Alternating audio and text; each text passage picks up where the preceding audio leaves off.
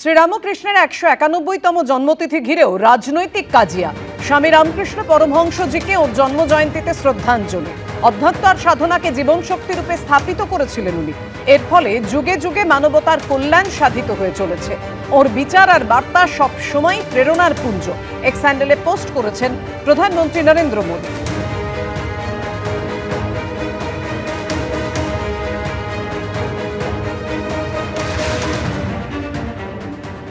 আর প্রধানমন্ত্রীর এই পোস্ট সামনে আসতেই আক্রমণ করেছেন মমতা বন্দ্যোপাধ্যায়। প্রধানমন্ত্রী আবার বাংলার মহাপুরুষদের নিয়ে তার সাংস্কৃতিক অজ্ঞতাকে প্রকটভাবে প্রকাশ করেছেন। আর যুগাবতার শ্রীরামকৃষ্ণ পরমহংসদেবের জন্মতিথি। প্রধানমন্ত্রী তার নামের আগে এক অপ্রত্যাশিত ও অনুপযুক্ত শব্দ যোগ করেছেন, স্বামী। শ্রীরামকৃষ্ণকে সর্বত্র ঠাকুর নামে অভিহিত করা হয়। তার সন্ন্যাসী শিষ্যদের ভারতীয় প্রথা অনুযায়ী স্বামী বলা হয়। স্বামী শব্দবন্ধটি রামকৃষ্ণ সংঘের সন্ন্যাসীদের জন্য নির্দিষ্ট ছিল। ঠাকুর হলেন শ্রীরামকৃষ্ণ পরমহংসদেব, মা হলেন মা শারদা, আর স্বামীজি হলেন স্বামী বিবেকানন্দ। আমি প্রধানমন্ত্রীকে অনুরোধ জানাই, এই মহাপুরুষদের নতুন শব্দবন্ধ আবিষ্কার করবেন না। এক্স হ্যান্ডেলে পোস্ট মুখ্যমন্ত্রী মমতা বন্দ্যোপাধ্যায়।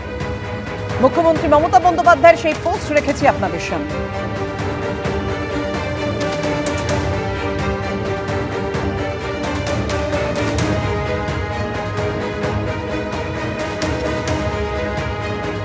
অর্থাৎ শ্রীরামকৃষ্ণের ১৯১তম জন্মতিথি ঘিরেও যে রাজনৈতিক কাজিয়া, সেটা আপনারা দেখতেই পাচ্ছেন।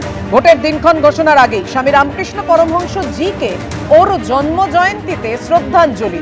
অধ্যাত্ম আর সাধনাকে জীবন শক্তি রূপে স্থাপিত করেছিলেন উনি। এভাবেই পোস্ট করেছেন প্রধানমন্ত্রী নরেন্দ্র মোদী এক্স হ্যান্ডেলে। আর সেই পোস্টকে কেন্দ্র করেই আক্রমণ করেছেন মমতা বন্দ্যোপাধ্যায়।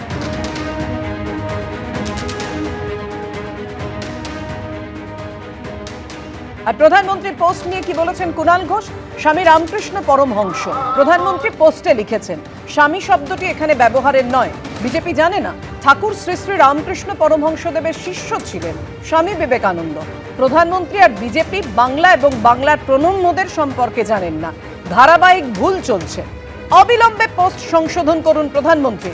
ফেসবুকে পোস্ট তৃণমূলের রাজ্য সাধারণ সম্পাদক কুণাল ঘোষের।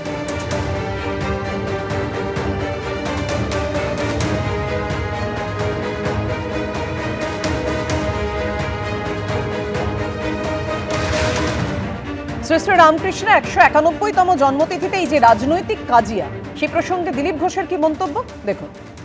স্বামী বলা চলবে না, স্বামী বিবেকানন্দ বলা যায়, স্বামী রামকৃষ্ণ বলা যায় না। কে লিখে দিয়েছে? পেটেন্ট হয়ে গেছে নাকি?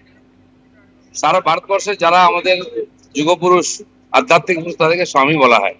আমরা ঠাকুর বলি, ঠাকুর মানে তো তাই হলো। আপনাদের সামনে রাখবো আরো একবার, যাকে ঘিরে রাজনৈতিক তরজা তুঙ্গে, এই কাজিয়া তুঙ্গে উঠেছে, তা হলো শ্রী রামকৃষ্ণের ১৯১তম জন্মতিথি। স্বামী রামকৃষ্ণ পরমহংসজিকে ওর জন্ম জয়ন্তীতে শ্রদ্ধাঞ্জলি উল্লেখ করেছেন, এক্স হ্যান্ডেলে পোস্ট করেছেন। রামকৃষ্ণ পরমহংসকে প্রণাম জানিয়ে প্রধানমন্ত্রী নরেন্দ্র মোদী। স্বামী শব্দটি কেন ব্যবহার করেছেন প্রধানমন্ত্রী নরেন্দ্র মোদী, তা নিয়ে আপত্তি করেছেন, আক্রমণ শানিয়েছেন মুখ্যমন্ত্রী মমতা বন্দ্যোপাধ্যায়।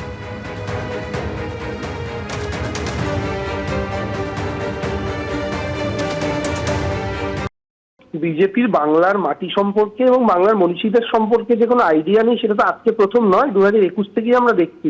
বিজেপি যে কথাটা বলছে যে কোনো মনীষীর আগেই স্বামী লাগানো যায়, ব্যাপারটা তো এরকম সব ক্ষেত্রে নয়।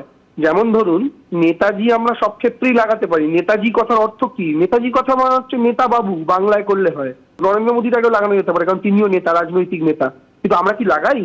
আমরা নেতাজি শব্দটা ভারতবর্ষের একজন ব্যক্তির জন্যই ব্যবহার করি, সেটা হচ্ছে নেতাজি সুভাষচন্দ্র বসু।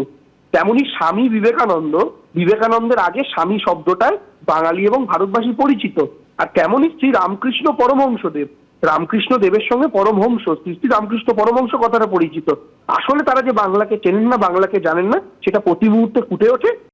এবিপি আনন্দ এগিয়ে থাকে, এগিয়ে রাখে।